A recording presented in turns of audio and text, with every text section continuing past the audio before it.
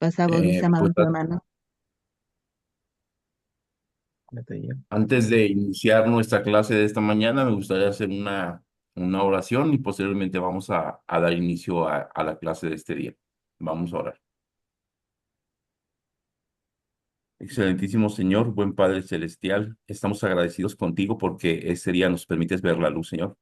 Gracias por tus bendiciones y hoy te pedimos, Padre Celestial, porque tú nos puedas regalar sabiduría, inteligencia de esa que viene de lo alto, Padre Celestial, para poder tener una buena mañana de estudio, Señor.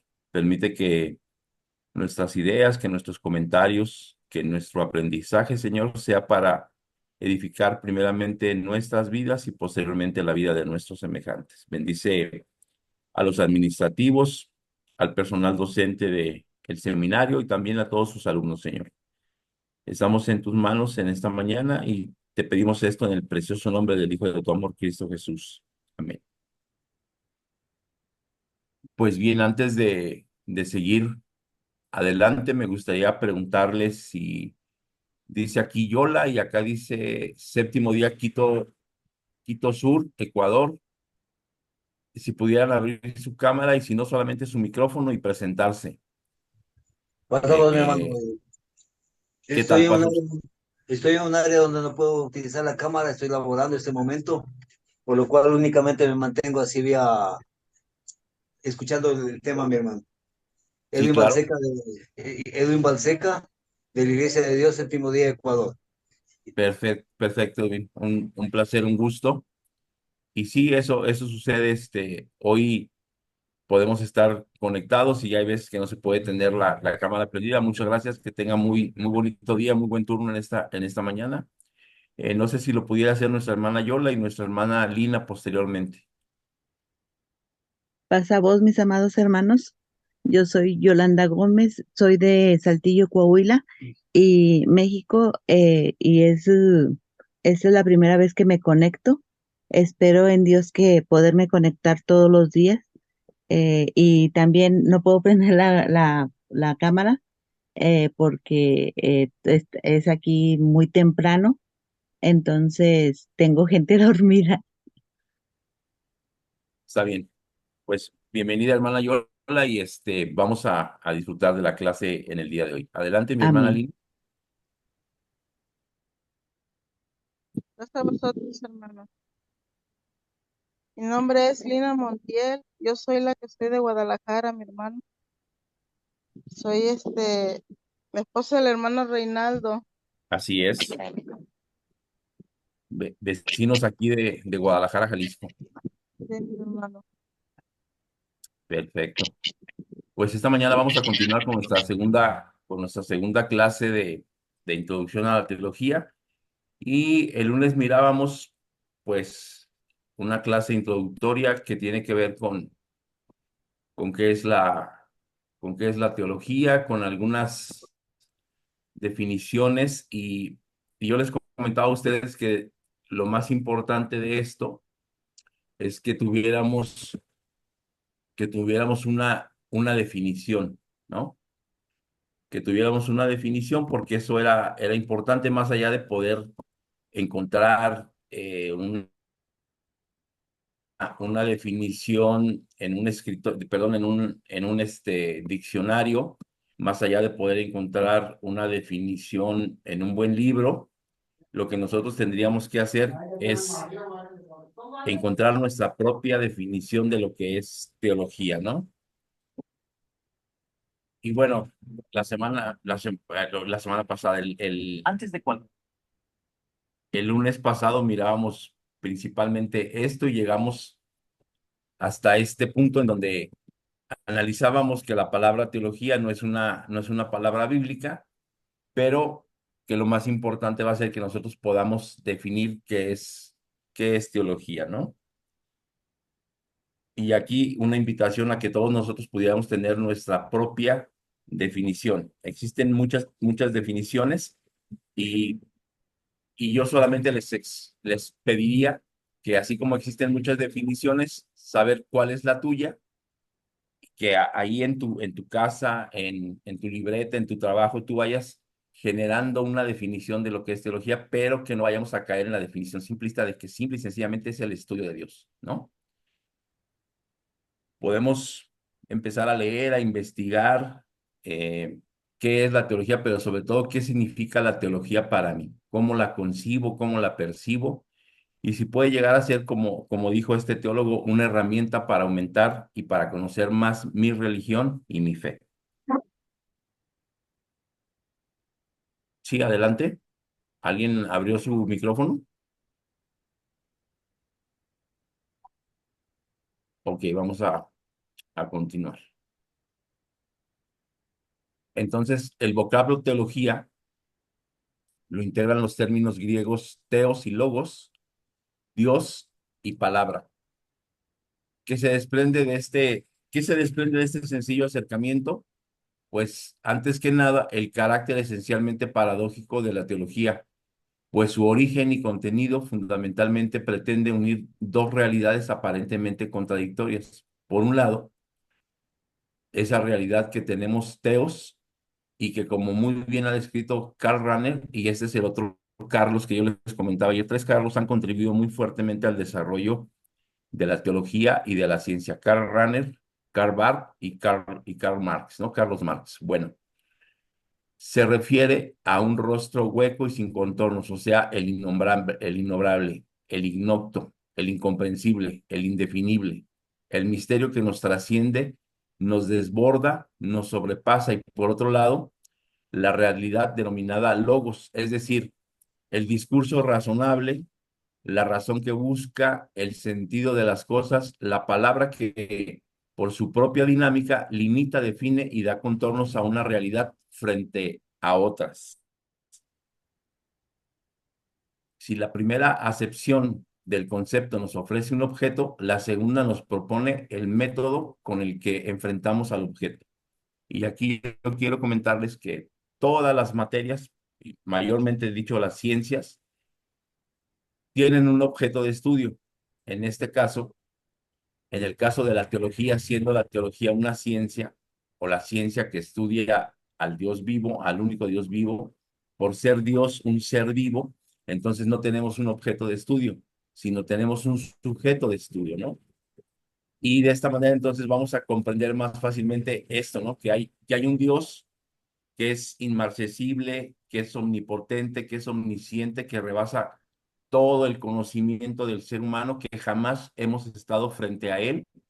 Incluso le hemos puesto el nombre de Dios y le llamamos ser por comprenderlo desde nuestra comprensión humana, pero no sabemos realmente cómo se llama. No tendríamos o no hemos creado una palabra para definir perfectamente lo que es él, pero le pusimos Dios y le decimos ser porque existe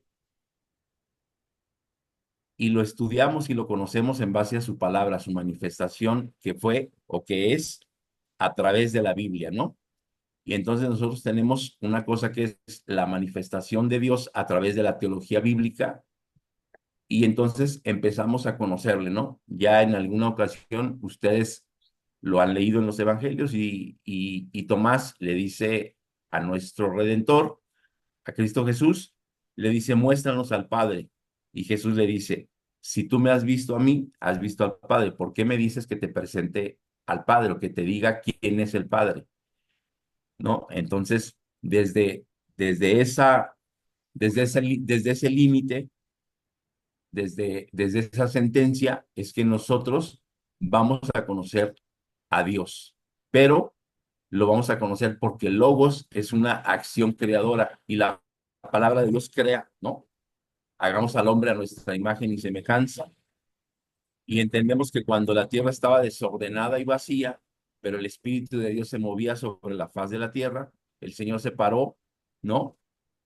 Lo seco de las aguas y empezó a crear días, empezó a crear eh, lumbreras, empezó a ponerle límites. Entonces ahí comprendemos que hay una palabra y hay una acción creadora, pero esa palabra y esa acción creadora es Dios mismo. Entonces ahora, de esta manera nos podemos dar cuenta que el objeto de estudio no es un objeto, sino es un sujeto. Y ese sujeto es nuestro Dios, nuestro Padre Celestial, el Todopoderoso, el Omnipotente, el omnipresente. Y entonces, el objeto del estudio es la manifestación de Dios a través de la Biblia. Y entonces aquí va a cambiar un poco esto, ¿no? Por ejemplo, si nosotros estudiásemos biología, pues el objeto de estudio pues, son todos los seres vivos de la naturaleza. Si estudiamos química, pues el objeto de estudio son los elementos químicos de la naturaleza. Si estudiáramos derecho, pues el objeto de estudio serían las leyes y la igualdad y la justicia y todo esto. Pero en el caso de Dios, no es ningún objeto, es un sujeto. ¿Por qué? Porque es un ser vivo a quien estamos estudiando y a quien vamos a tratar de acercarnos para, más allá de que para definirle o más allá de que para estratificar su carácter o su forma, no. Es para conocer su voluntad. ¿Qué desea el Señor del ser humano? Si la primera acepción del concepto nos ofrece el objeto, la segunda propone el método con que nos enfrentemos al objeto. Entonces, objeto o sujeto de la teología. Dios no es sin más objeto de nuestro conocimiento junto a otros, sino el principio formal que informa y funda la capacidad misma del conocer humano. Dios es la realidad más viva y real, la realidad más decisiva para la vida del hombre, que se nos da y se nos entrega, en cuya donación crea con nosotros la capacidad para que podamos acceder a Él con todo lo que nosotros somos, también con nuestra razón y con nuestra inteligencia. Dios es sujeto porque no puede ser reducido a un simple objeto del conocimiento del hombre, ni a un simple principio formal o al horizonte de la comprensión sin la realidad viva y verdadera para el conocimiento del hombre. Es la realidad a la que el conocimiento del hombre tiende y camina como a su plenitud y a su fin. La teología existe porque Dios ha hablado. Él tomó la iniciativa y se reveló. Y aquí podemos recordar un verso de la palabra de Dios que dice que nosotros le amamos porque Él nos amó primero. En este caso, nosotros deseamos conocerle y nosotros tenemos que conocerle como hijos de Él porque Él se ha revelado a través de la palabra de Dios. Es así como nosotros conocemos a Dios porque Él se ha manifestado a través de su palabra, a través de las sagradas escrituras, ¿no?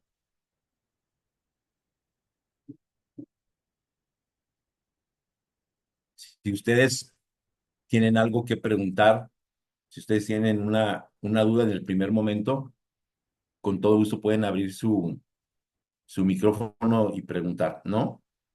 No tendríamos que esperarnos al final de la clase, que también vamos a tener un espacio para poder responder nuestras dudas o para poder hacer comentarios al respecto de nuestra clase. Y de la misma manera, invitarles a que en nuestro chat, que ya formó nuestra hermana Noelí, podemos seguir comentando a lo largo de la semana al respecto de las dudas que nos vayan surgiendo cuando es que volvemos a revisar nuevamente nuestra clase en línea, ¿no? Y bueno, pues quiero felicitarlos porque ayer me di cuenta que la primera clase ya tuvo 39 revisiones. Eso significa que han vuelto a ver la clase. No he visto cuál es el tiempo que dura la gente pegada a la pantalla porque no tengo esa facilidad, pero que la hayan visto 39 veces o que la hayan revisado 39 veces, habla de que al menos, si somos nosotros 18, pues al menos cada quien la ha visto 2 veces, ¿no? Pues bien, continuamos con esto de las principales corrientes teológicas.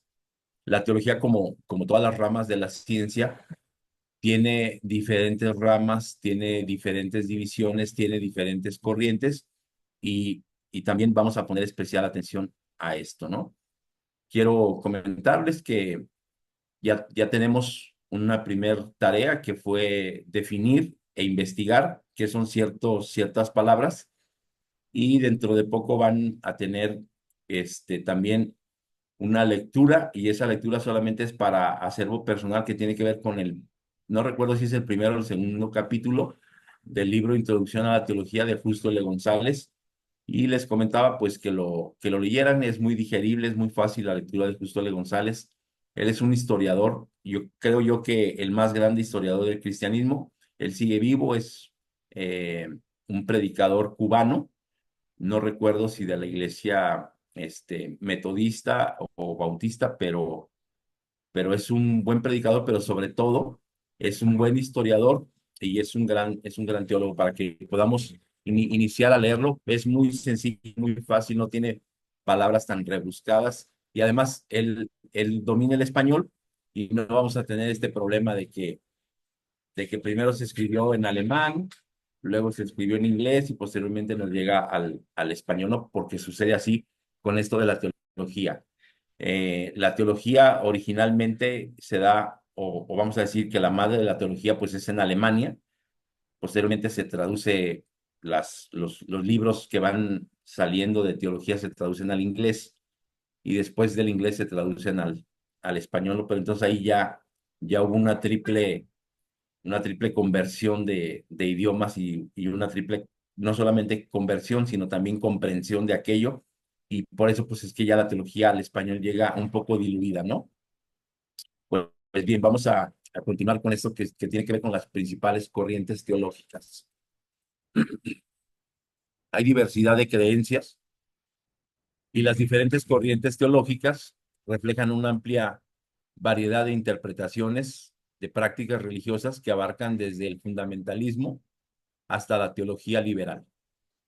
Por eso el día de antier yo les compartía un video que habla de, de que tenemos que tener cierta influencia y cierta tendencia hacia el pensamiento crítico, porque independientemente de que nosotros tenemos y practicamos una forma de creer y de pensar, antropológicamente nosotros e históricamente nosotros hemos sido influidos por el catolicismo, hemos sido influidos por el protestantismo, hemos sido influidos por el fundamentalismo y actualmente tenemos una tendencia hacia la teología de la liberal, hacia la teología de la liberación. Pero como la teología de la liberación apenas empezó hacia los años 70 para acá, que tiene que ver con la decolonización del hombre, es decir, nosotros como mal llamados latinoamericanos, y digo mal llamados latinoamericanos porque nosotros no tenemos nada de latinos, nosotros somos hispanoamericanos, ¿no? Porque somos hispanoamericanos porque hablamos español, porque procedemos de España y porque estamos en el continente americano. Somos latinoamericanos, mal llamados latinoamericanos, porque Estados Unidos, para hacer una diferenciación entre quien habla inglés y quien es sajón, de quien habla español, y no se le pudo nombrar o no quieren nombrarlo como americanos, pues nos pusieron latinos y posteriormente americanos, pero principalmente somos hispanos y posteriormente somos americanos, ¿no? Pero nosotros como hispanoamericanos estuvimos colonizados durante mucho tiempo por el Imperio Español. Y eso trae una tremenda consecuencia porque originalmente nuestra mexicanidad o nuestra hispanoamericanidad, siendo diferentes, siendo de Ecuador, siendo de Argentina, siendo de Perú, siendo de Bolivia, siendo de Uruguay, siendo de Paraguay, nuestros usos y costumbres no eran ni por tantito iguales o semejantes a los europeos que vinieron a conquistar esta tierra.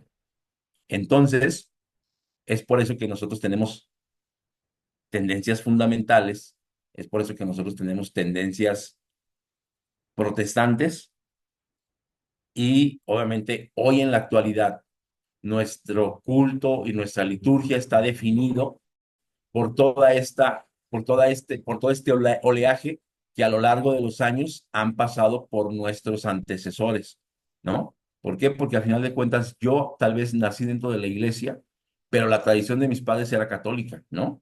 Y la tradición de mis abuelos y de mis bisabuelos tal vez era católica, pero si ellos originalmente eran mexicanos, es decir, eran eh, totonacas, o eran mixtecos, o eran zapotecos, Entonces, a lo mejor no tenían una tradición católica. Y ahí empieza un choque generacional. Entonces, es por esto que nosotros tenemos que tener un pensamiento crítico y abierto. Y se los vuelvo a recordar, ¿qué es esto? Pues esto no es otra cosa, sino que escuchar, escuchar, aprender, o sea, aprenderlo en el sentido de la comprensión para posteriormente analizarlo, establecer diferencias entre lo que aporta, lo que no aporta, evaluarlo, sintetizarlo y poder tener una nueva definición, un nuevo pensamiento, pero este pensamiento tiene que ser propio y al ser propio ya no está influido por todo este oleaje o por todo este embalaje que venimos viviendo, ¿no? Entonces, esta parte es muy importante. ¿Por qué? Porque de esta manera nosotros podemos identificar de dónde viene ese pensamiento, de dónde viene esta tendencia, de dónde viene esta tradición, de dónde viene esta forma, ¿no? Ahora, debate y discusión. Las corrientes teológicas a menudo generan debates intensos y discusiones sobre la interpretación de las escrituras y la autoridad religiosa. Los teólogos confrontan y disciernen diversas perspectivas teológicas, contribuyendo a una comprensión más completa de las creencias religiosas. Y aquí nosotros tenemos y estamos ante la gran oportunidad, posibilidad y realidad de entendernos como teólogos. ¿Cuántas veces tú y yo no hemos hablado, no hemos discutido, no hemos platicado al respecto de la comprensión de un texto, de la comprensión de un verso, de la comprensión de un dogma, de la comprensión de un fundamento doctrinal? Ah, pues generacionalmente, antropológicamente a lo largo de la historia, el ser humano ha discutido ese tipo de situaciones que hoy nos tienen a nosotros que lo primero, a Clemente de Alejandría se le ocurrió, perdón, a Tertuliano se le ocurrió inventar eso que la Trinidad son tres dioses en uno, pero que uno es todos, pero que a la vez ninguno es todos, pero todos son el mismo personaje, ¿no? Dios es el Padre, Dios es el Hijo, Dios es el Espíritu Santo, pero Dios ni es el Padre, ni es el Hijo, ni es el Espíritu Santo, son tres en uno. Realmente no podríamos terminar de explicar eso, ¿no? Pero el debate teológico que se dio en ese tiempo es, no, Dios es Dios, el Hijo es un ser creado y el Espíritu Santo emana de Dios. Se da un debate teológico bien tremendo cuando dicen, no, es que el Espíritu de Dios, el Espíritu Santo también emana del Hijo. A eso se le llamó la filioque y eso generó un tremendo cisma, es decir, una tremenda división en el pensamiento de aquel tiempo, ¿no? ¿Por qué? Porque unos decían, no, el Hijo es eterno y será eterno. Y otros decían, no, el Hijo es un ser creado. Y en este caso específico yo te quiero comentar que nosotros como denominación en el país México, en la República Mexicana, hacia los años 60 empezamos a tratar de comprender que el Hijo no era una criatura, no era un ser creado, sino que el Hijo es el alfa y el omega, es principio y es fin, es desde siempre y hasta siempre. Y no solamente eso, sino podemos comprender hoy que la esencia del Hijo es la esencia del Padre. Por lo tanto, podemos decir que el Hijo es Dios y que Dios es el Hijo, pero todavía hoy nos cuesta mucho trabajo hablar de eso y evitamos esa discusión, ¿no? En la semana, el lunes en la noche, eh, yo comparto esta clase con alguna región de aquí de México que le decimos el Distrito uno y más o menos para que ustedes se imaginen es la parte norte de México que tiene que ver con California, con las dos Californias, con California, con Baja California del Norte y Baja California del Sur, con Sonora y con todas estas partes, y alguien me preguntaba sobre la naturaleza de Cristo, y yo dije, ¿cómo es posible que en este siglo XXI sigamos pensando si es creado o si no es creado, cuando incluso en nuestro fundamento doctrinal está claramente especificado y tipificado, hablando de que es un libro y es un dogma, quién es el Hijo, ¿no? Este tipo de discusiones o de debates teológicos han sido muy intensos y han generado discusiones hacia el centro de la iglesia. Nosotros tenemos que entender la iglesia de Dios, como esa iglesia que se habla en Gálatas, como esa iglesia que se habla en Corinto, como esa iglesia que se habla en Romanos. Y cuando ustedes y yo, si podemos estudiarlo, si el Señor lo permite estudiar juntos, historia del cristianismo, nos vamos a dar cuenta que esa iglesia, el Imperio Romano, una vez que empezó su decadencia allá por el año 1000, perdió todos sus dominios, pero se quedó con la iglesia, ¿no? Entonces, vamos a alcanzar a visualizar esta parte.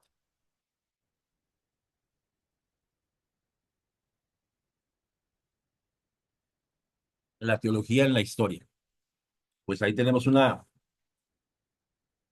imagen, un dibujo de quien fue Tertuliano, y te quiero comentar que él de profesión originalmente era abogado. Tertuliano era de Cartago, y bien, pues él tuvo una influencia, él se le conoce como el padre de la teología no moderna, sino antigua, pero ya tiene que ver con la teología después de Cristo. Y a ellos se les llamó los teólogos pioneros. La teología ha estado arraigada en la historia humana desde los tiempos antiguos, con figuras como Agustín de Hipona, que data del 354 hacia el 430 después de Cristo, como Tomás de Aquino, de 1224 al 1274 después de Cristo, que dejaron en el año 160 hacia el 220 después de Cristo, y que es considerado como el padre de la teología, ¿no? Y les comentaba, él es abogado, y entonces las traducciones, las tradiciones y las comprensiones bíblicas del abogado son riguristas o son rigoristas, ¿no?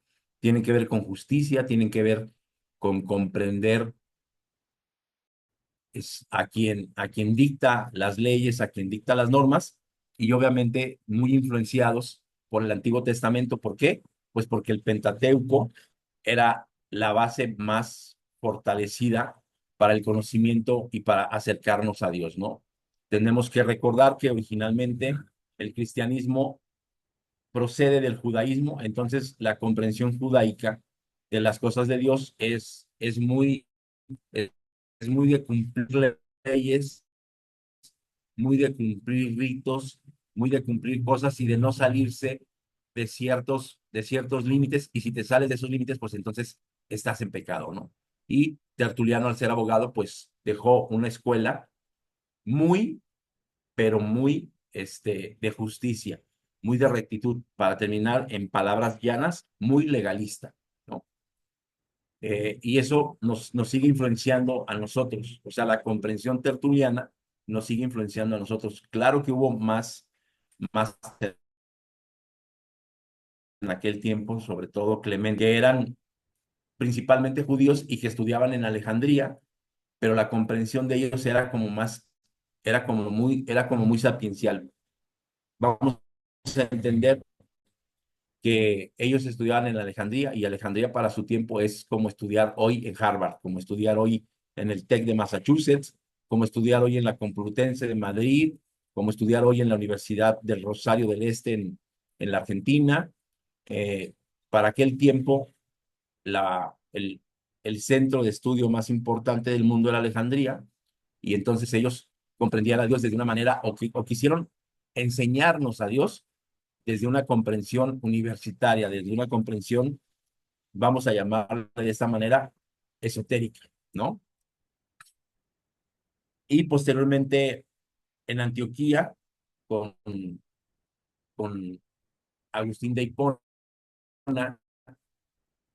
obviamente antes de él, pues Pablo, que propaga todo el evangelio en Antioquía, todo el evangelio en Asia Menor, todo el evangelio en esta parte que tiene que ver con Anatolia, que tiene que ver con Siria, que tiene que ver con Turquía, y ahí se conoce el evangelio, que es amor, que es inclusión, que es comprensión. Entonces ahí se conoce a Dios desde el amor, y entonces nosotros tenemos esa mezcla, ¿no? Fundamentalismo, esoterismo y amor. Esos tres seminarios o esas tres escuelas se dieron en Cartago, que es Roma, porque Roma está pues en el continente europeo, pero atravesamos el Mediterráneo, y en la parte de enfrente de Roma, atravesando el Mediterráneo, está Cartago, y ahí ellos tenían una gran relación, y para ese entonces era considerar Cartago como una, vamos a llamarle así, como una sucursal del Imperio Romano en África, ¿no?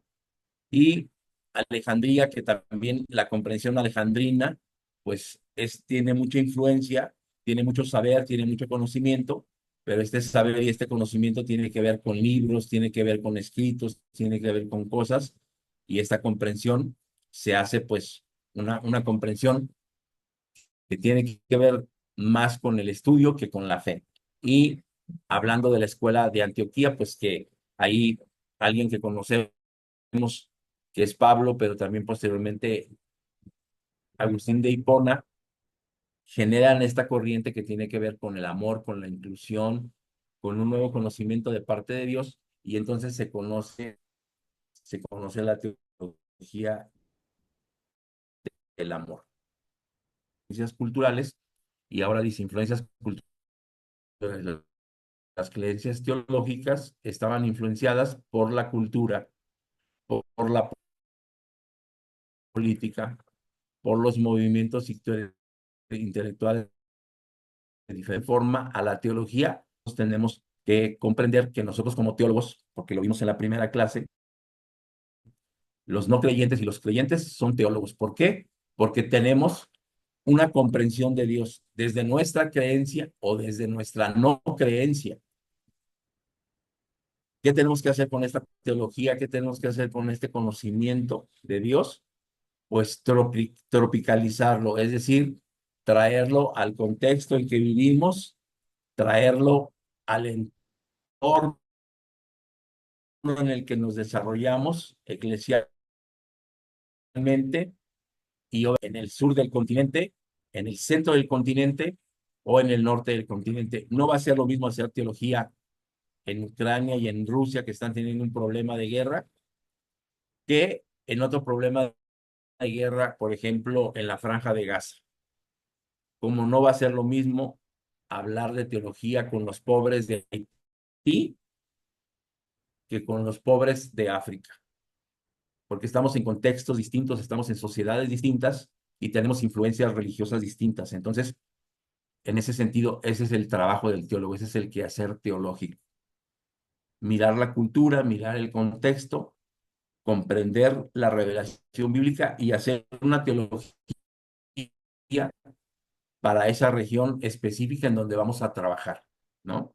Entonces, este es el trabajo de un teólogo: empezar a generar espacios en donde se conozca a Dios desde el momento situacional que yo estoy viviendo. Expansión global. La teología se expandió globalmente a través de misioneros, de exploradores, adaptantes centrales. Y esto es algo que ha pesado muchísimo en el conocimiento de Dios, los fundamentos centrales, ¿no? Este es, este la base, de aquí no se mueve nada. Sin la base, todo lo soportado se cae. Entonces, este es el fundamento, y el fundamento muchas veces no se ve, no se quiere analizar, porque es la base, porque es el fundamento, porque ahí lo pusieron para soportar todo esto. Pero tendríamos que comprender cómo llegó, de dónde llegó, para qué llegó, ¿no? Por ejemplo, hablando del contacto de los primeros protestantes o de los primeros cristianos que vinieron a este continente, pues llegaron al norte de América, pero hablando de los navegantes, de de los que se aventuraron a venir al mar, que no eran españoles, que venían ingleses, que venían portugueses, pues ¿qué creen? Ellos eran protestantes, vamos a decir, los piratas, porque ahora al momento de descubrir América,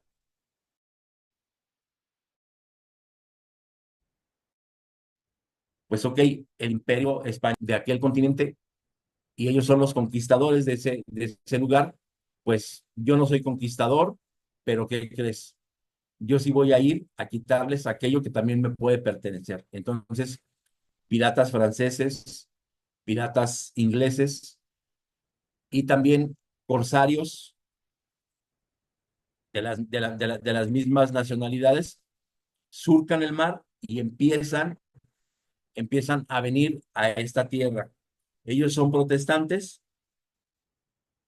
llegan a esta tierra y la gente ve sus costumbres, pero entonces llegan a América, no llegan ya al norte del continente, sino llegan a la América, a Mesoamérica, a Centroamérica y a Sudamérica, y allí existen tres tribunales de la Santa Inquisición, tres tribunales inquisidores, ¿no?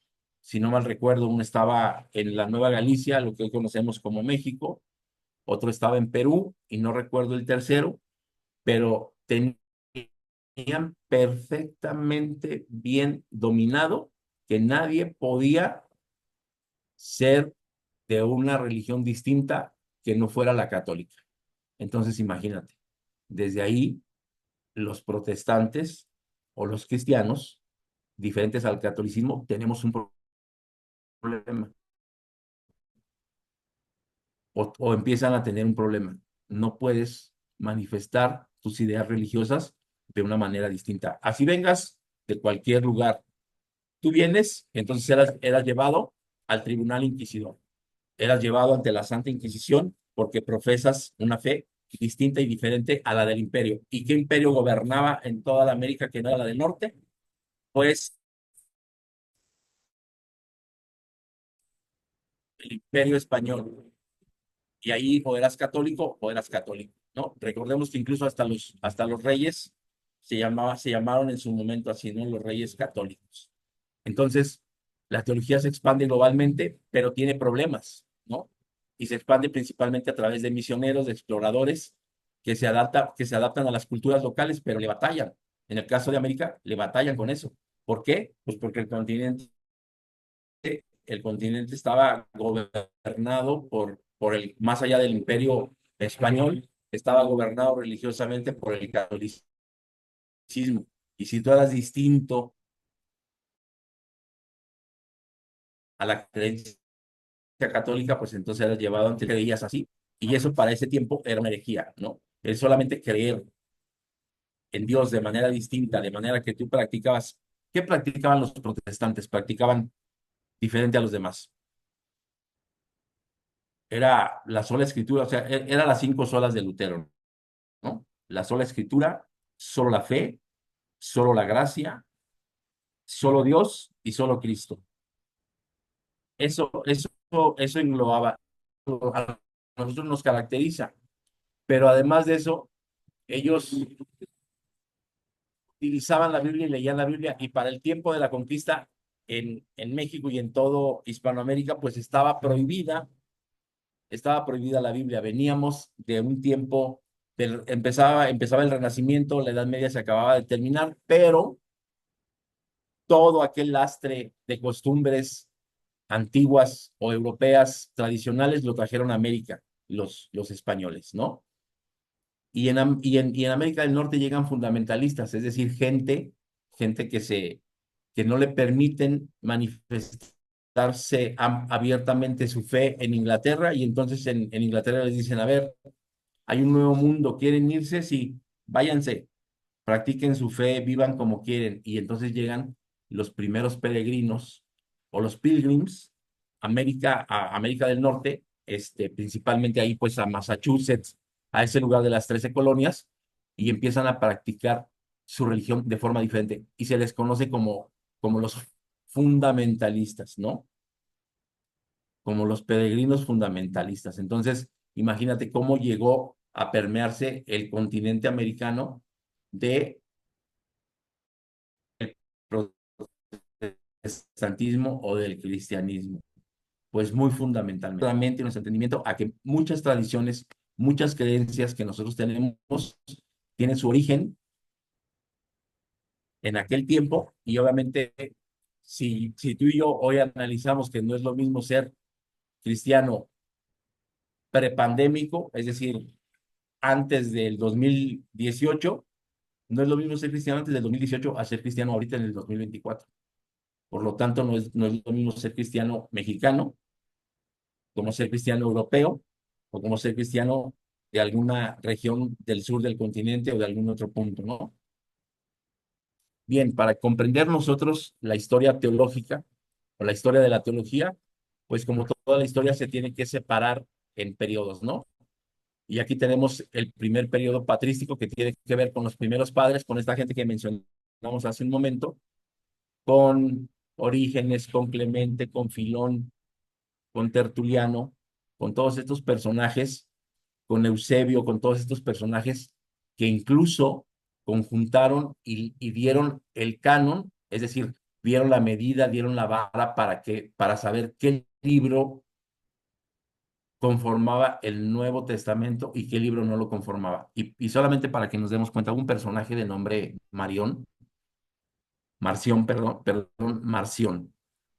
que le puso al Antiguo Testamento, y al Nuevo Testamento, Nuevo Testamento, pero a él se le consideró hereje porque él decía que el Dios del Antiguo Testamento era un Dios malo por ser fuerte, por ser celoso, por estar como del lado de la muerte. Y el Dios del Nuevo Testamento era un Dios bueno, ¿no? Por ser todo amor, por incluir a todos, por dar una oportunidad de vida. Y ese Dios del Nuevo Testamento, pues es el Hijo de Dios y es nuestro Redentor Cristo Jesús. Para su tiempo, pues a él lo hicieron, le llamaron hereje por ponerle así al Dios del Antiguo Testamento, Nuevo Testamento. Con esto sí congeniaban, pero para la gente de aquel entonces, del primer siglo, que hasta hoy seguimos diciéndole Antiguo Testamento y Nuevo Testamento, ¿no? Posteriormente llega el periodo escolástico, que es desde el siglo noveno hasta el siglo XV, y obviamente este oscurantismo, pero ya se empieza a estudiar de manera diferente la teología y de manera formal. Eh, eh, Recordemos que en París se oferta o se ofrece por primera vez estudiar teología como una ciencia pues que ya es generalmente aceptada por el orbe, por la globalización, y teología pues es una ciencia tal vez, no quiero que el mal llamado se a otras licenciaturas para tropicalizar esto, ¿no? Si tú estudiabas teología, pues estabas por encima de los que estudiaban derecho. Si tú estudiabas teología, estabas por encima de los que estudiaban ética. Si estudiabas teología, estabas por encima de los que estudiaban historia. Y si estudiabas teología, estabas por encima de los que estudiaban teología.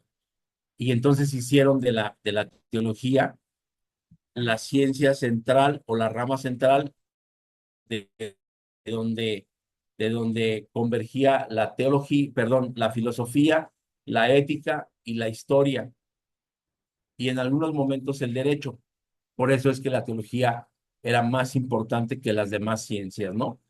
Y hoy podemos tener dos escuelas, la patrística y la escolástica, es decir, la que ya se empieza a estudiar de manera sistemática, ¿no? Y dentro de la escolástica, pues tenemos tiempos distintos que pueden ser los periodos de la Reforma, que puede ser el periodo moderno y que actualmente estamos viviendo un periodo contemporáneo, pero ya dentro de esta escolástica, dentro de esta escuela, vamos a llamarle moderna, ¿no? Porque termina la Edad Media, termina el oscurantismo y todo es iluminación, todo esto es un nuevo mundo, y entonces la Reforma, pues, nace con Martín Lutero, nace con Servet, nace con Calvino, nace con Zwinglio, con todos estos personajes que forman o que le dan forma al nuevo pensamiento protestante. Y aquí va a ser bien interesante que pongamos cuidado con algo, ¿no? Cuando Martín Lutero pega las 95 tesis en la Catedral de Wittenberg, él, él no quería fundar la iglesia protestante o la iglesia luterana o la iglesia anabaptista o la iglesia anglicana. Él quería que hacia el centro del catolicismo las cosas no fueran como eran, ¿no? El catolicismo vendía indulgencias, vendía simonías, que no era otra cosa sino que la supuesta salvación, y las simonías no era otra cosa sino que vender puestos, vender posiciones hacia el interior de la Iglesia Católica. En la estructura de la Iglesia Católica, ellos vendían, ¿no? ¿Tú quieres ser prelado en el Vaticano? Pues si eras bien estudioso y si eras bien importante para el Vaticano, no importaba. Pero si tenías dinero y aportabas dinero para la construcción de la Catedral de San Pedro o de la Basílica de San Pedro, pues entonces le llamabas simonías, y si tenías el dinero y la capacidad para hacerlo, pues lo hacías. Entonces Martín Lutero se da cuenta de esto y él se opone, ¿no? Y por ahí te voy a mandar las 95 tesis para que te des cuenta de cómo muchas de las cosas que él propone, pues empatan total y absolutamente con nuestra cristiandad, ¿no? Posteriormente llega el periodo moderno en donde todos estos teólogos como el Karl Barth, como el Karl Rahner, como Bonhoeffer, eh, como Gustavo Gutiérrez, también peruano, como Samuel Ruiz, acá en el sureste mexicano, empiezan a conocer esta parte de lo que hoy conocemos como y digo, dije periodo moderno, pero es en el periodo contemporáneo, este, empiezan a hablar de teología de la liberación, de teología feminista, de teología negra, de teología queer, de teología de la liberación. La teología de la liberación engloba todas estas que antes enumeré, ¿no? La teología de la liberación habla de la ecoteología, que tiene que ver con la conservación de la naturaleza. Recordemos que nosotros somos mayordomos de esta tierra, entonces la ecología tiene que ver en parte con eso, con la conservación del planeta, con tratar al planeta como nuestro, porque generalmente lo hemos tratado como algo alejado de nosotros. Entonces la teología de la liberación tiene que ver con el feminismo. Recordemos hoy que las mujeres todavía en este tiempo son objeto de muchas injusticias, de muchas indignaciones, de muchas vejaciones. Desde siempre lo ha sido y hasta hoy se continúa teniendo eso. Entonces la teología feminista no solamente emana de teólogos, sino hoy hay mucha corriente al respecto de mujeres teólogas que tienen un pensamiento. Yo celebro mucho que haya alumnas en este seminario, porque de esta manera nosotros vamos a cambiar ese pensamiento hacia el interior de nuestra iglesia. Y no digo cambiar en el sentido de modificar un fundamento doctrinal, sino cambiar la comprensión bíblica que tenemos. La mujer también piensa, la mujer también siente, la mujer también aporta, y esto va a ser muy importante para la comprensión teológica de lo que nosotros estamos estudiando en esta actualidad. Entonces, quiero comentarte que la teología ha tenido un desarrollo evolutivo. La teología ha evolucionado en respuesta a los desafíos y a los cuestionamientos históricos, adaptándose a las necesidades y a las perspectivas cambiantes de la sociedad, y la realidad es la que principalmente determina su evolución. Es decir, la teología no evoluciona porque sea una inercia o una tendencia de la ciencia, no. Evoluciona porque la realidad determina que las cuestiones están cambiando, ¿no? Entonces, en ese sentido, pues es que nosotros tenemos que tener antenas, tenemos que estar alertas de que en donde nosotros nos estamos desarrollando, tal vez estamos generando una teología buena, pero no tan adecuada, o buena y adecuada, pero no tan certera. Y entonces ahí es donde se empiezan a construir y a emanar nuevos pensamientos teológicos. Ese es el quehacer teológico. Teología contemporánea, pues tiene que ver con la tecnología. La teología contemporánea está influenciada por la tecnología que proporciona nuevas formas de conectarse, de estudiar, de compartir creencias religiosas, ¿no? También está influenciada por la diversidad.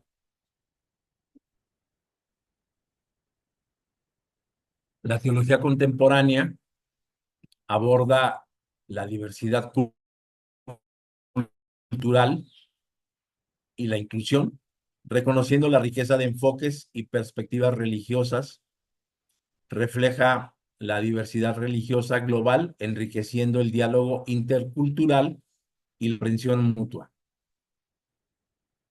Uno de los principales fundamentos de la teología es que la teología sirve para comprender mejor mi fe, pero también para comprender cómo y por qué cree el otro de manera distinta a mí. Generalmente eso no sucede hacia el interior de un templo o hacia el interior de una iglesia, ¿no? Porque una iglesia es toda una organización, pero a veces nosotros vamos a la iglesia y vamos al templo local a donde nosotros nos juntamos. Bueno, te quiero comentar que hay veces que en una misma localidad yo no entiendo y yo no comprendo por qué el hermano cree y manifiesta su fe de forma diferente. Yo no entiendo y yo no comprendo por qué el hermano no ha avanzado a pesar de tener tantos años. Yo no entiendo y yo no comprendo por qué en la iglesia donde voy no se evangeliza, no se asiste a los pobres, no se comparte. No lo entiendo y puedo llegar a caer en el problema de juzgar. Y entonces ahí estoy haciendo una mala teología porque yo tengo que entender que la teología a mí me permite comprender mejor mi fe y en ese sentido comprender por qué el otro practica de manera distinta su fe. Pero es mi hermano. Entonces tiene que haber un diálogo. Y al haber ese diálogo, entonces podemos llegar a la comprensión. Y al haber esa comprensión, entonces se puede llegar a la edificación. Pero pasa que yo juzgo y digo, de aquí para acá las cosas están completas y de aquí para allá las cosas están incompletas. O de aquí para acá esto es muy bueno y de aquí para allá esto no es tan bueno. Y la teología no incluye, pero para nada eso. La teología es incluyente porque tiene que desarrollarse en el contexto y en el marco cultural de tu vivencia. Y es ahí entonces donde tú estás llamado como conocedor de la teología, si no te quieres decir teólogo todavía, pero te quiero decir, estudiar teología, comprender teología, no te hace teólogo. A ti te hace teólogo tener una buena vivencia de tu fe, de tu doctrina, de tu evangelio. Eso te hace teólogo. ¿Por qué? Porque tú conoces la voluntad de Dios revelada a través de la Biblia, pero llevada a la contextualización de la... Ese es el quehacer teológico. En otras palabras, ese es el trabajo de todo siervo de Dios. Ahora, la teología contemporánea también está influenciada o tiene que ver con la comunidad. Las redes sociales, las comunidades en línea han transformado la interacción religiosa y la difusión de ideas teológicas en el mundo actual. No sé si tú sabes qué es el metaverso, pero en el metaverso, es decir, en esa parte que nosotros todavía no comprendemos de la inteligencia artificial y de un mundo virtual, hay una iglesia cristiana, ¿no? Entonces, imagínate hasta dónde ha llegado esto de la comunidad. Ya es muy común ver iglesias en esta época digital, iglesias que solamente funcionan por las redes, como también es muy común ver que ya hay iglesias vacías, que las catedrales de la iglesia eh, tradicional, de la iglesia popular, se están quedando vacías, que hay estadísticas que dicen que en 40 o 50 años a más tardar va a desaparecer la religión. Entonces, ese es otro llamado a ti y a mí, como teólogos, a empezar a visualizar una teología, vamos a llamarle, yo le quiero llamar muy tranquilamente, a una teología de la no desaparición, ¿no? Porque Si las estadísticas dicen que los católicos en aproximadamente 40 años van a ser menos del 30% de la población, que hoy representan un buen porcentaje, pues entonces imagínate qué pasaría con nosotros, que somos milloncitos, ¿no? ¿Qué va a pasar con el protestantismo que no es tan fuerte? ¿Qué va a pasar con el mundo? Que el 30% del orbe, el 30% de la población mundial, no tiene contacto con lo que es un Dios. No sabe que existe Dios, no sabe que existe un Redentor, no sabe que hay salvación de tus pecados, no lo sabe, no comprende que es un pecado, no sabe que es una doctrina, no sabe que es el Evangelio, porque no ha tenido, incluso hay lugares en donde está prohibida, en donde conocer, hablar y leer sobre la Biblia. Entonces, imagínate el mundo que se nos viene cuando dicen que en unos 40 años no va a haber religión y entendiendo que el 30% de la población mundial no tiene contacto con Dios. Entonces, tenemos que estar preparados para vivir ese futuro próximo. Ahí es en donde la comunidad incide, incluye con la, con la teología contemporánea, la teología sistemática. Y esto no es otra cosa, sino que la organización de las creencias, ¿no? La teología sistemática busca compilar, busca organizar las creencias, las doctrinas religiosas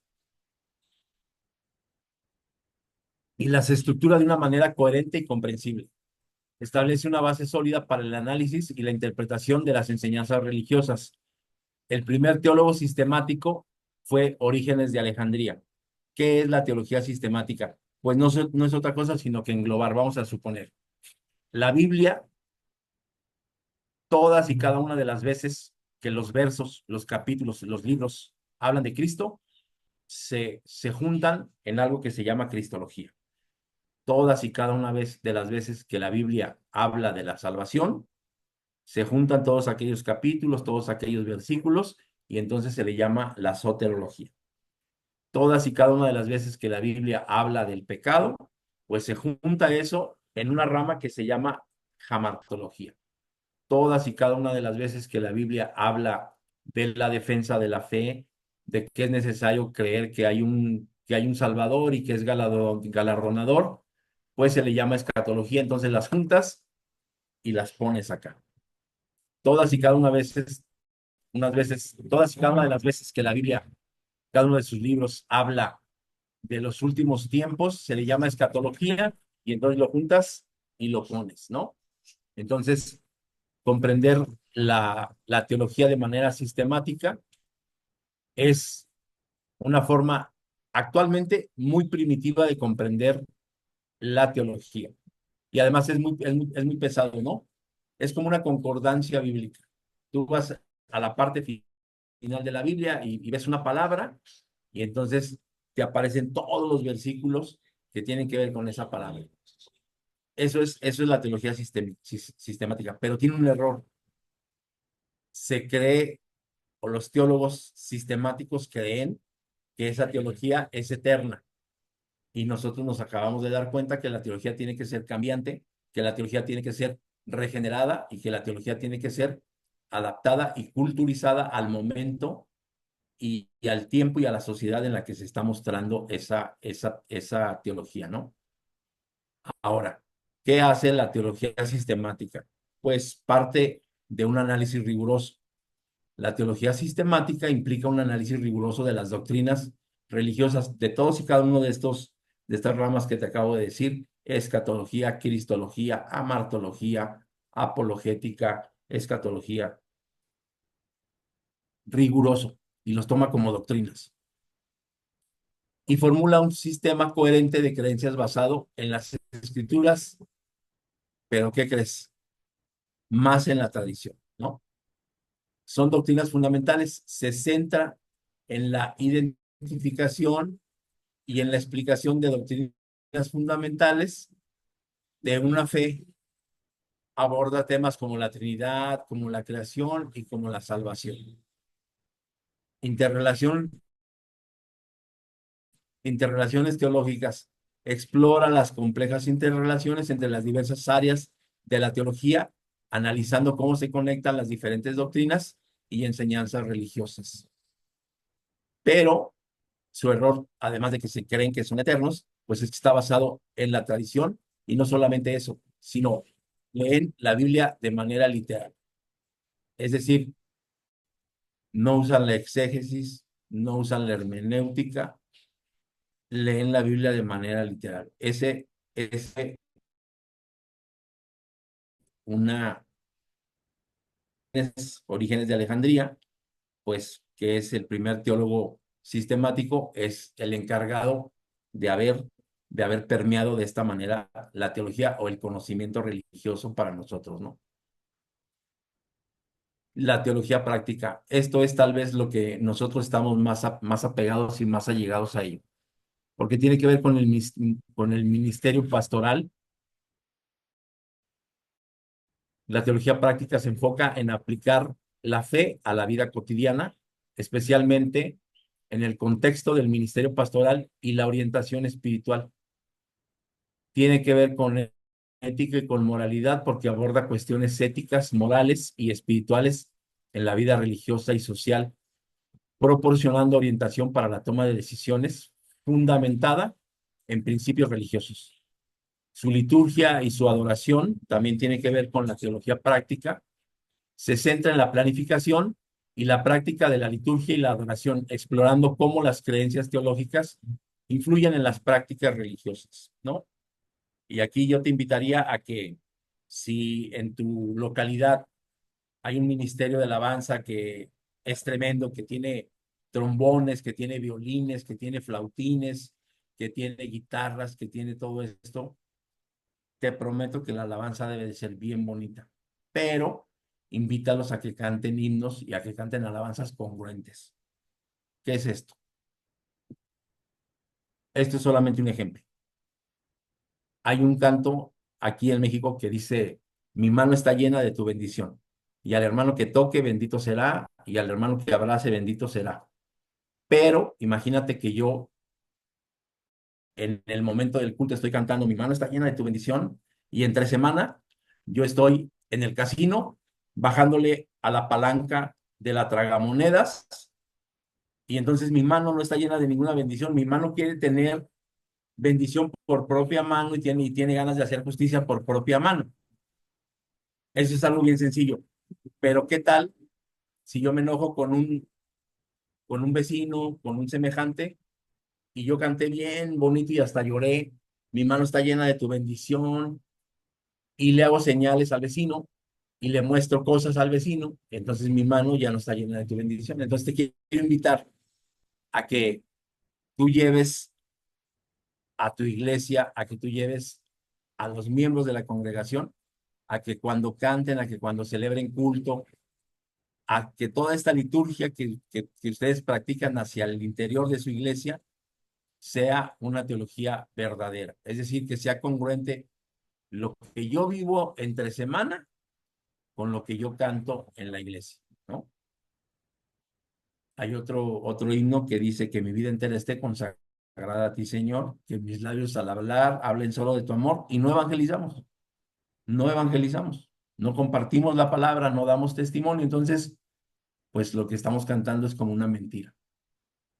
Que mi vida entera esté consagrada a ti, Señor, que mis labios al hablar. Y llega el domingo y no hablo de Dios, llega el lunes, no hablo de Dios, pero sí me emociono con los partidos del domingo, sí me emociono con los partidos de la NFL del lunes, sí me emociono con la lucha libre del martes, pero no me emociono, no soy apasionado del Evangelio. Entonces, esto tiene que ver con liturgia y con adoración, la teología práctica. Por eso se le llama práctica, porque es bien sencilla, no está complicada, y además se tiene que evidenciar que esta teología, que esta liturgia, que esta adoración, pues es de verdad, ¿no? Entonces, pues solamente para que vayamos entendiendo que la teología práctica es algo muy sencillo y es algo con lo cual nosotros tenemos mucho contacto. ¿Cuáles son los desafíos actuales de la teología? Pues la relevancia contemporánea, es decir, la teología se enfrenta al desafío de mantenerse relevante en un mundo en constante cambio, abordando temas emergentes y contemporáneos.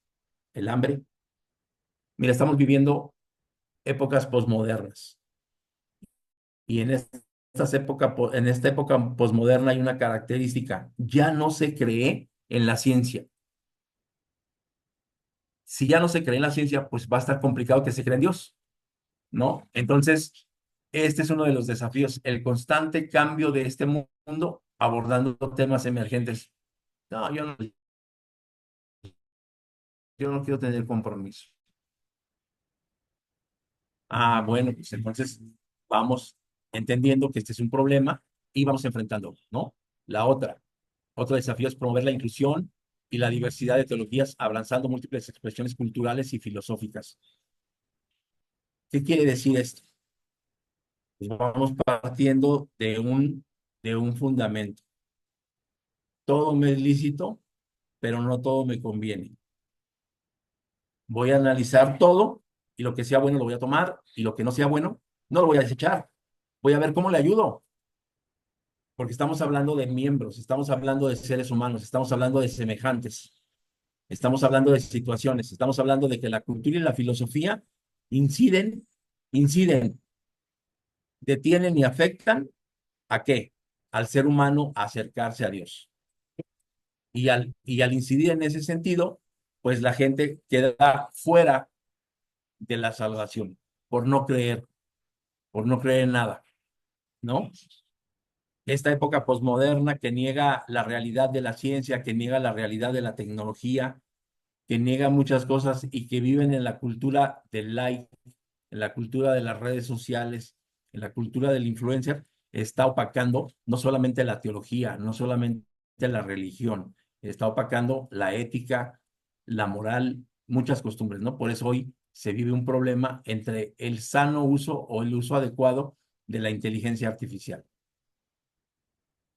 que hoy es uno de los temas que se tienen que tratar. Creo yo que los teólogos de la actualidad estarán viendo de qué manera incide y ayuda o de qué manera podemos detener el crecimiento de la inteligencia artificial, ¿no? Otro de los desafíos es el multiculturalismo, ¿no? La multiculturalización y la globalización plantean desafíos para la teología al abordar la diversidad religiosa, la diversidad cultural de manera interconectada. Visiones seculares. Las visiones seculares del mundo desafían las creencias teológicas tradicionales, generando debates sobre la relevancia y la aplicación de la teología en la sociedad moderna. Entonces, podemos concluir y reflexionar lo siguiente. La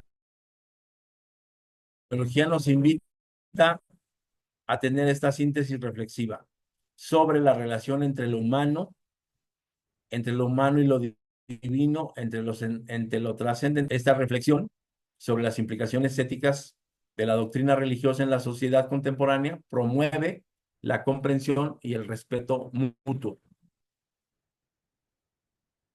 Podemos reflexionar también al sentido de que tenemos que sí o sí participar y creer en que somos parte integral de una evangelización global, el impacto de la teología en comunidades de todo el mundo y cómo se adapta a diversos entornos. Tenemos que tener presente que la ética y la justicia social son un derecho y son un beneficio en favor de todo el ser humano. La influencia de la teología en la promoción de la justicia social y de la igualdad como parte de nuestra ética, ¿no? El rol de la mujer en la teología, el papel evolutivo de las mujeres en la teología y su participación en el liderazgo religioso. Quiero terminar la presentación de esta mañana y, bueno, este último punto a mí me parece muy interesante porque al menos aquí hay hermanas que en la Argentina pueden aspirar a tener un grado ministerial, es decir, ser diáconos. En México no. Fíjate que en México se le llamaba anteriormente a los concilios les llamaba santas convocaciones, y hubo dos, uno en 1947, y ese fue en la ciudad de Guadalajara, y otro en 1955, y en esos concilios o en esas santas convocaciones participaban mujeres, mujeres diaconisas. Hoy en México no tenemos diaconisas, no sé en qué momento se acabó eso, pero es muy importante que tengamos líderes, porque siempre hemos tenido líderes femeninos o féminas en el liderazgo. Y gracias a eso estamos en la posición en la que estamos, porque nuestras mujeres nos apoyan, nos hacen crecer, nos exigen, nos comprometen, nos impulsan, pero nosotros entonces no las impulsamos, no las apoyamos, no las dejamos crecer. Y creo yo que hoy es parte esencial de este quehacer teológico también, incluir a las féminas en esto, ¿no? Y entender dos cosas. El feminismo no es la antítesis del patriarcado. El feminismo busca igualdad de derechos, igualdad de posibilidades, igualdad de oportunidades entre un hombre y una mujer, ¿no? Otra cosa bien diferente es el embrismo, y eso sí es lo antagónico del machismo. Y entender que feminismo no tiene que ver nada con ser antimachista, ¿no? Pero tampoco busca una desigualdad, busca una total y absoluta igualdad de derechos, de circunstancias, de posibilidades, pero sobre todo de entendernos que somos dos géneros distintos, pero estamos en el mismo rango, en el mismo nivel. Terminamos la clase de esta mañana, y antes de terminarla me gustaría preguntar si hay algún comentario, si tienen alguna pregunta, si tienen alguna duda, antes de terminar la clase, poder platicar al respecto de lo que ustedes quieran preguntar.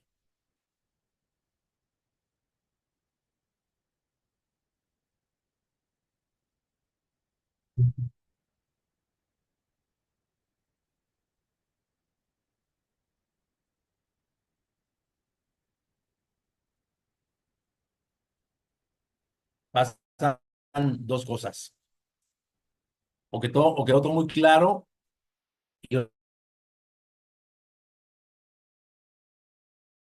soy un buen fácil entendieron.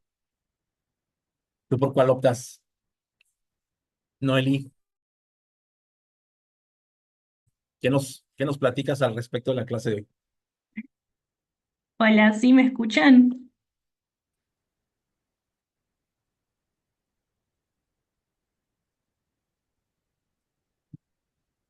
Sí, adelante, Es- sí, sí, ¿Me escuchamos. podrías explicar qué fue la Alejandría? Porque no me quedó muy claro esa parte.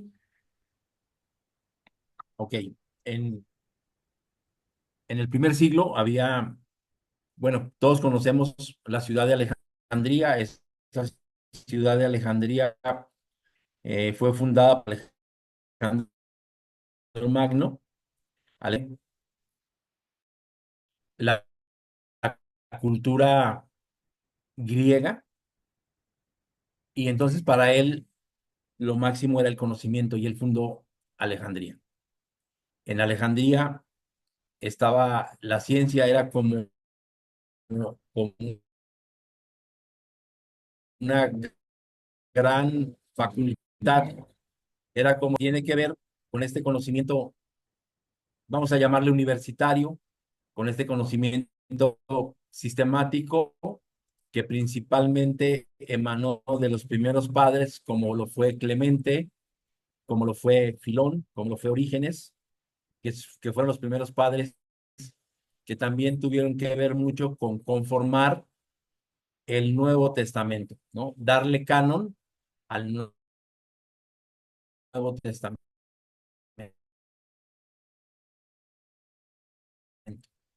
Y entonces nosotros tenemos la Torá, y por la Biblia que hoy conocemos como Antiguo Testamento y Nuevo Testamento, que la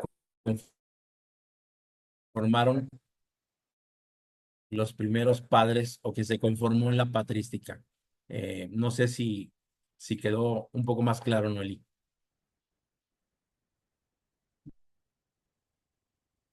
Perfecto.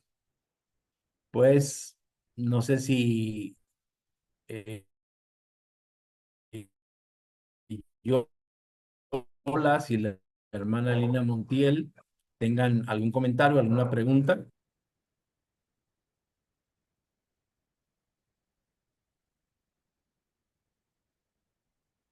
Bien, si no es así, pues vamos a Vamos orar para bien, terminar hermano. este. Sí, adelante. Vamos bien, hermano. Muchas gracias. Perfecto, perfecto, muy bien. Pues vamos a orar para despedirnos en esta mañana. Deseo que el Señor les acompañe en su día, que tengan un día de bendición y vamos a orar. Te damos gracias, Padre, por estos momentos en los cuales hemos dedicado para el estudio, para la comprensión de lo que tú deseas de nosotros, Señor. Tal vez nuestras clases hoy no son bíblicas, sino son más de conocimiento humano, pero este conocimiento es para estar más cerca de ti, Padre Celestial. Te pido que tú regales sobre todos los escritos en esta clase el don del conocimiento, el don del estudio. Permite, Padre Celestial, que no se les complique nada, que ellos puedan tener este don del conocimiento, de la investigación, de la definición. Facilita, Señor, la comprensión de las cosas que aquí se miran y permite, Padre, que juntos podamos crecer. Gracias por la vida de cada uno de los alumnos. Gracias por la vida del director del seminario y de los diferentes maestros, Señor. Despídenos de este momento y permite, Padre Celestial, que tu presencia nos acompañe a lo largo del día. Gracias por estos momentos nuevamente, en el precioso nombre de Cristo Jesús. Amén. Pues nos despedimos, que tengan un bonito día y nos miramos el próximo lunes. No olviden hacer sus tareas. Pasa a ustedes.